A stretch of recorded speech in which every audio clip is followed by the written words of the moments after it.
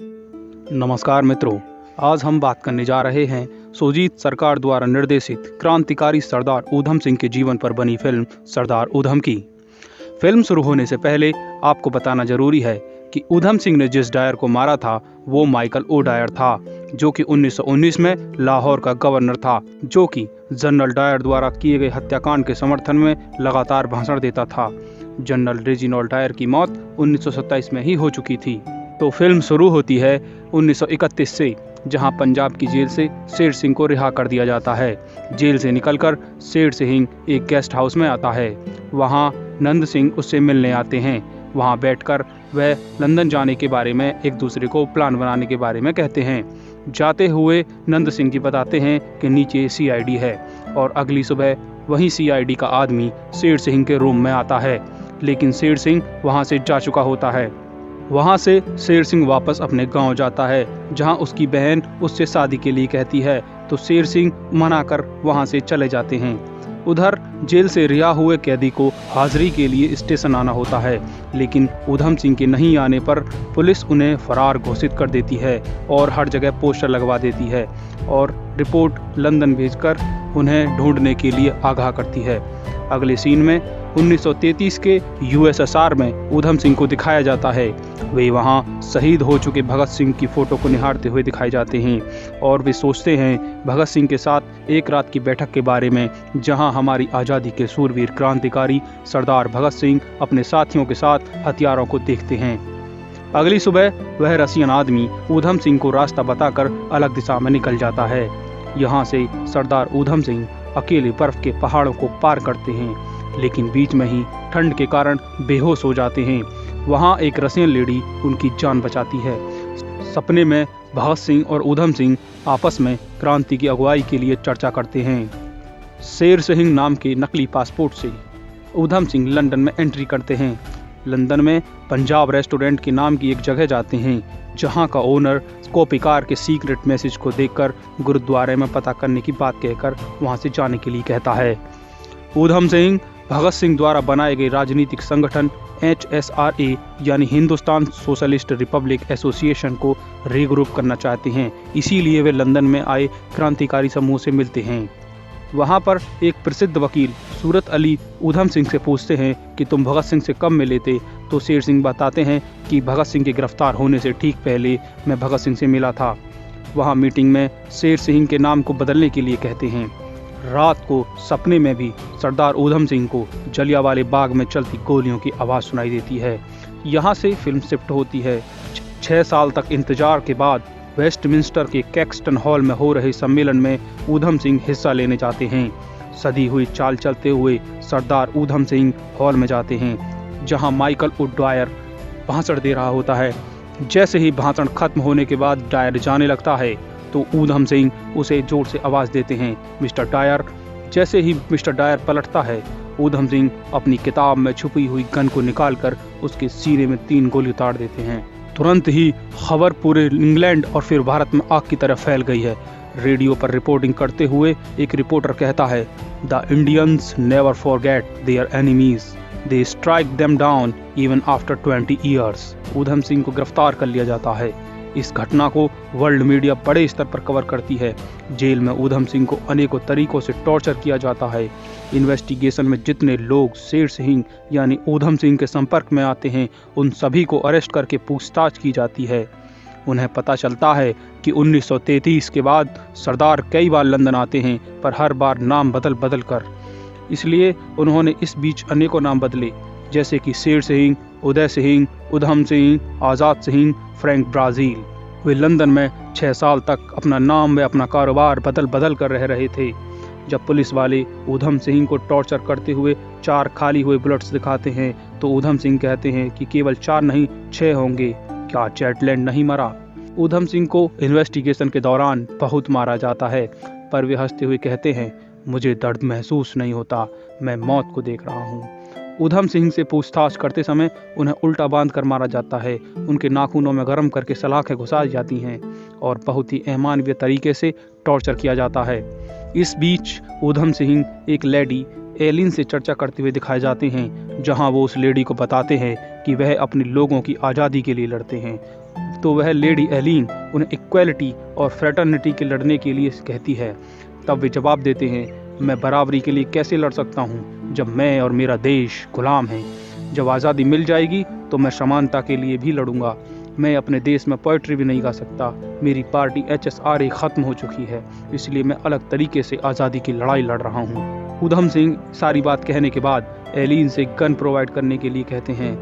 तब एलिन, जो कि आयरिश रिपब्लिकन आर्मी यानी IRA की हेल्प से गन प्रोवाइड कराती है, लेकिन अंग्रेज पुलिस को पता चलने के कारण ऊधम सिंह को जाना पड़ता है और वे वहां से रसिया चले जाते हैं और फिर जर्मनी के लिए रवाना होते हैं। वहां से ऊधम सिंह फिर लंदन आते हैं और एक प्राइवेट डिटेक्टिव की मदद से माइकल ओडायर के रूटीन को ट्रैक करते हैं। ट्रैक करते हुए वे डायर का भाषण सुनते हैं, जहां वो जलियांवाला बाग हत्याकांड को सही ठहरा रहा होता है। एक दिन ऊधम सिंह डायर से मिलने उसके ऑफिस जाते हैं। उसके इंडियंस के प्रति घृणित विचार सुनकर ऊधम सिंह को बहुत तेज गुस्सा आता है, पर वे वहां से चले जाते हैं। अगले सीन में ऊधम सिंह को इंटरोगेट करते हुए एक पुलिस ऑफिसर उनसे भगत सिंह के उनके लिंक के बारे में पूछता है। ऊधम सिंह बताते हैं। यहाँ कहानी पास्ट में जाती है और भगत सिंह HSRA के अपने क्रांतिकारियों को टेररिस्ट और रेवोल्यूशनरी में फ़र्क समझाते हुए कहते हैं, टेररिस्ट और रेवोल्यूशनरी में फ़र्क होता है। रेवोल्यूशनरी सिंबॉलिक एक्ट करते हैं। अपने प्रोटेस्ट को रजिस्टर करने के लिए वो टेरर से किसी को डराना या धमकाना नहीं चाहते, उल्टा वे सिंबॉलिक एक्ट से लोगों को इंस्पायर करते हैं अपना हक मांगने के लिए। क्रांतिकारी आज़ादी के लिए लड़ते हैं, सबकी आज़ादी के लिए। क्रांतिकारी होने की अपनी शर्तें हैं। आप बायस नहीं हो सकते, कम्युनल नहीं हो सकते, कास्टिस्ट नहीं हो सकते। क्रांतिकारियों में क्लास नहीं होती। यहाँ सबको बराबर समझा जाता है। और सबसे बड़ी चीज़ है ह्यूमैनिटी में विश्वास होना चाहिए। वहीं एक क्रांतिकारी महिला भगत सिंह से पूछती है कि आज़ादी मिलते ही आप क्या करोगे। तब वो हंसते हुए जवाब देते हैं कि आज़ादी की शाम मैं चार्ली चैपलिन की फिल्म देखूंगा और फिर एक ब्रिटिश वाइन खरीदूंगा और एक इंग्लिश लेडी के साथ डांस करना चाहूँगा और फिर खाऊंगा और सो जाऊंगा। तब कहानी प्रेजेंट में आती है। तब ऊधम सिंह इंटरोगेटिंग ऑफिसर से सवाल करते हैं कि जब तुम 23 के थे तब तुम क्या कर रहे थे। तब वह कहता है, मेरी शादी हो चुकी थी, मैं फोर्स में डिटेक्टिव कांस्टेबल था, अच्छे दिन थे। तब ऊधम सिंह कहते हैं, so don't talk about Bhagat Singh, you know nothing about him.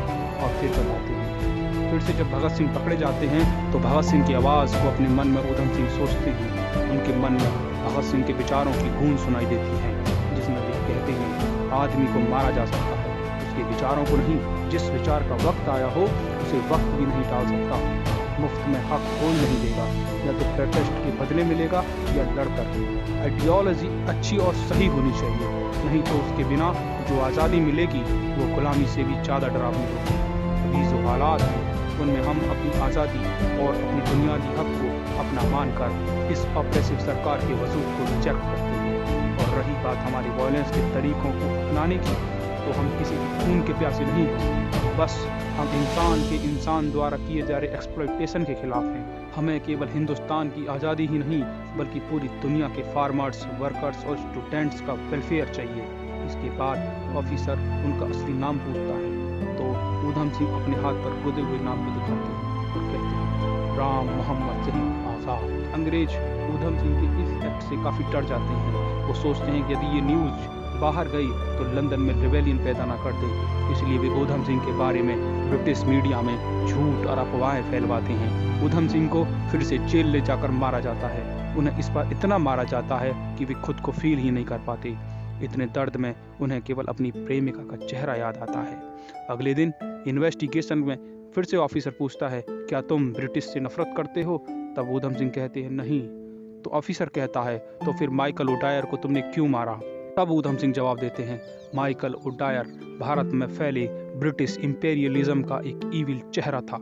Investigation के बाद ऊधम सिंह को डिफेंस के तौर पर एक वकील उपलब्ध कराया जाता है। तब वकील उनसे आकर पूछता है कि असैसिनेशन तुमने कब प्लान किया था। तब वे बताते हैं, जब लंदन आने के बाद वे डायर के पास जॉब मांगने गए थे तो डायर ने उन्हें अपनी प्राइवेट सर्वेंट के तौर पर काम पर रख लिया था। इस बीच ऊधम सिंह को डायर को मारने के कई मौके मिलते हैं, पर वे उन्हें नहीं मारते। ऊधम सिंह से बातचीत में एक शाम बैठकर डायर खुद को जस्टिफाई कर रहा होता है कि जलियांवाला में जो हुआ वो सही था। ऊधम सिंह कहते हैं, पर वहाँ औरतें भी थीं, बच्चे थे और लोग थे जो घायल थे। जो अस्पताल तक नहीं पहुंच सके। तो डायर कहता है उनके रिश्तेदार उन्हें ले गए होंगे। तो ऊधम सिंह कहते हैं ले गए होंगे, पर कैसे? वहाँ कर्फ्यू था, मार्शल लॉ लगा था, शूट एट साइट का ऑर्डर लगा हुआ था, लोग एक दूसरे को हॉस्पिटल तक ले जाने में डर रहे थे। डायर तुरंत कहता है नॉनसेंस, नॉनसेंस। फायर बीच में रोका गया था, वह अच्छा साइन था कि वे भाग जाएं। तब ऊधम सिंह अंदर से क्रोधित होते हैं और उससे पूछते हैं तो आपको लगता है वो ब्रूटल नहीं था? तो Michael O'Dwyer general Dyer को समर्थन देते हुए कहता है कि वो सफिशिएंट था, वह सिर्फ एक देशद्रोही भीड़ थी, वह डर गया था और जो किया उसने अच्छा किया। ऊधम सिंह चाहते तो उसे वहीं गोली मार सकते थे, लेकिन उन्होंने उसे वहां नहीं मारा और उन्होंने नौकरी छोड़ दी और वहां से चले गए, क्योंकि अगर वो उसे मार देते तो प्रोटेस्ट नहीं होता, उल्टा वर्कर्स के ऊपर इसका प्रेशर आ जाता। ऊधम सिंह वहां से निकलने के बाद एक फैक्ट्री वर्कर्स के रूप में काम करते हैं, जहां उन्हें स्लेवरी के खिलाफ लड़ाई करने के बाद काम से निकाल दिया जाता है। वहां से निकलने के बाद इंग्लैंड में क्रांतिकारी कॉपीकार समूह के लोग उन्हें बहुत डांटते हैं और लंदन से चले जाने के लिए कहते हैं। ऊधम सिंह उन्हें कहते हैं ब्रिटिशर्स समझते हैं भगत सिंह के जाने के बाद मूवमेंट खत्म हो गया है, वर्ल्ड वॉर स्टार्ट हो चुका है, यही अच्छा समय है कि अंग्रेजों पर दबाव डाला जाए, उनके खिलाफ युद्ध छेड़ा जाए। वहां से बाहर जाने के बाद ऊधम सिंह एक चौराहे पर खड़े होकर एक बूढ़े आदमी को जो वहीं पर लेटा हुआ होता है उसे अपनी और भगत सिंह की दोस्ती के बारे में बताते हैं, पर उस बूढ़े आदमी की समझ में कुछ नहीं आता। वो यहाँ खड़े होकर ये लाइन बोलते हैं, कहते हैं दूसरे की आज़ादी छीनकर कोई फायदा नहीं, आज तुम छीनोगे कल कोई और तुम्हारी छीनेगा। जंग बड़ी बेईमान चीज़ है, आपको लगता है कि आप जीत रहे हो, लेकिन कोई नहीं जीतता, केवल नफरत जीतती है। और मीर तकी मीर की ये लाइन दोहराते हैं, पत्ता पत्ता बूटा बूटा हाल हमारा जाने है, जाने न जाने कुल ही न जाने, बाग तो सारा जाने है। वहाँ से चले जाने के बाद कुछ दिन बाद पासपोर्ट ऑफिस पर उसी हॉल का इश्तिहार उन्हें दिखता है, जिसे देखकर सबके सामने माइकल डायर को मारने का विचार आता है। वे सफाई कर्मी बनकर उस हॉल की जांच पड़ताल पहले ही कराते हैं। एक मोटी सी किताब लेकर उसे गन के शेप में काटते हैं और उसमें अपनी गन छिपा देते हैं, जो कि फिल्म के शुरुआती सीन में दिखाया गया है। सब बातें सुनकर वकील वहां से चला जाता है और अगले दिन से कोर्ट में ट्रायल स्टार्ट होता है। तो शपथ के लिए ऊधम सिंह हीर और रांझे की बुक मंगाते हैं। एक्चुअली ब्रिटिश कॉन्स्टिट्यूशन में है प्रोविजन था कि एक्यूज्ड अपनी चॉइस की किसी भी बुक की ओथ ले सकता था। कोर्ट में ऊधम सिंह को बिना कुछ सुने फांसी की सजा दे दी जाती है, जैसा कि पहले से ही वे तय करके आए थे। कोर्ट से जाते समय ऊधम सिंह इंकलाब जिंदाबाद और down to the British imperialism के नारे लगाते हैं। जेल में फांसी से पहले ऊधम सिंह भूख हड़ताल कर देते हैं। अंग्रेज अफसर इससे भी बहुत ज़्यादा डर जाते हैं, तो वे डर के मारे ऊधम सिंह के मुंह में पाइप से खाना और जूस जबरदस्ती पिलाकर भूख हड़ताल तोड़वा देते हैं। इसके बाद वहीं इन्वेस्टिगेटिंग ऑफिसर ऊधम सिंह से मिलने जेल में आता है और रिक्वेस्ट करता है कि मुझे अपनी कहानी बताओ, तुमने अपनी पूरी लाइफ में इससे पहले किसी को नहीं मारा, ये मैं जानता हूँ। तब ऊधम सिंह बताना स्टार्ट करते हैं। 1919 में अमृतसर में रोलेट एक्ट के विरोध में प्रदर्शन हो रहे थे। गांधी जी अमृतसर के लिए निकल चुके थे, लेकिन गांधी जी को रास्ते में ही गिरफ्तार कर लिया जाता है। प्रदर्शन को रोकने के लिए जनरल रेजिनाल्ड डायर के साथ पुलिस को पूरे हथियारों के साथ तैयार किया जाता है और उसे गोली मारने तक की छूट दे दी जाती है और एक एग्जाम्पल सेट करने के लिए बोला जाता है। ऊधम सिंह की प्रेमिका, जो बोल नहीं सकती लेकिन इशारों से उसे प्रदर्शन में आने को कहती है, लेकिन ऊधम सिंह मना कर देते हैं। दिन होता है 13 अप्रैल 1919 का। जलियांवाले बाग के मैदान में लोग शांतिपूर्वक मार्च कर रहे थे अपने नेता सैफुद्दीन किचलू और डॉक्टर सत्यपाल की गिरफ्तारी के विरोध में और रोलेट एक्ट के विरोध में। इस समय पुलिस उन्हें चारों तरफ से घेर लेती है और उनके ऊपर बंदूकें तान देती है और जनरल डायर फायर का आदेश दे देता है। चारों तरफ हत्या का ऐसा तांडव होता है जिसमें बच्चे, बूढ़े, औरत, जवान सब शहीद हो जाते हैं। हजारों लोग घायल पड़े रहे, सैकड़ों मर गए। जो घायल हुए, इलाज के अभाव में मौत ने उनको भी ले लिया। दीवारों पर जान बचाने के लिए चढ़ते लोगों में गोली मार दी गई। इन्हीं शहीदों में ऊधम सिंह का दोस्त और प्रेमिका भी शहीद हो गई थी। ऊधम सिंह पता लगते ही मैदान की तरफ भागते हैं। इतनी लाशों का ढेर देखकर किसी भी आदमी की रूह कांप जाए। ऐसे में ऊधम सिंह कराहते हुए और मरे हुए लोगों के बीच अपनी रेशमा को खोजते हैं, लेकिन बीच में एक कराहते छोटे बच्चे को उठाकर जिसे गोली लगी हुई है, वे उसे घर लेके आते हैं ऊधम सिंह का मन द्रवित हो जाता है। घायलों की मदद करते हुए वे जितनों को हो सकता है उठाकर घर ले आते हैं, अस्पताल जाते हैं। रात भर घायलों को उठाकर अस्पताल पहुंचाते पहुंचाते ऊधम सिंह इतना थक जाते हैं कि कई बार वे गिर जाते हैं। एक छोटी सी बच्ची जो अपनी मां की लाश के पास बैठी रो रही थी, उसे देखकर ऊधम सिंह की आंखों में आंसू आ जाते हैं।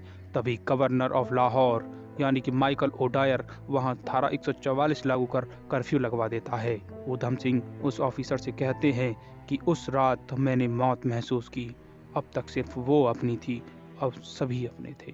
तब वो इन्वेस्टिगेटिंग ऑफिसर आराम से उठता है और ऊधम सिंह की तरफ हाथ मिलाने के लिए बढ़ाता है और हाथ मिलाकर उसकी सेल से चला जाता है। जेल में बाद में वहीं आयरिश लेडी एलीन ऊधम सिंह से मिलने आती है और ऊधम सिंह से पार्डन पिटीशन दायर करने के लिए कहती है, पर ऊधम सिंह उससे कहते हैं, no, it's time to meet my friend Bhagat Singh. 31 जुलाई 1940 की सुबह ऊधम सिंह को फांसी दे दी गई। फांसी से ठीक पहले उन्होंने इंकलाब जिंदाबाद के नारे लगाए और शहीद भगत सिंह की फोटो हाथ में लेकर खुद भी शहादत दी। फिल्म के अंत में हंटर कमीशन को दिखाया गया, जिसे जलियांवाला बाग की जांच के लिए गठित किया गया। इसमें जनरल डायर को तो सबने गलत बताया, लेकिन गवर्नर माइकल ओडायर को कुछ नहीं कहा गया। इतनी अमानवीय घटना के 100 साल से ज़्यादा बीत जाने के बाद भी अंग्रेजों ने अपने द्वारा किए गए इस नरसंहार के लिए माफ़ी नहीं मांगी। फिल्म के आखिरी 20 मिनट फिल्म की जलियांवाले बाग कांड में हुई दर्दनाक हादसे की दास्तान कहते हैं। हम भी जलियांवाले बाग में शहीद हुए लोगों को श्रद्धांजलि देते हैं। Thank you for watching movies Mantra.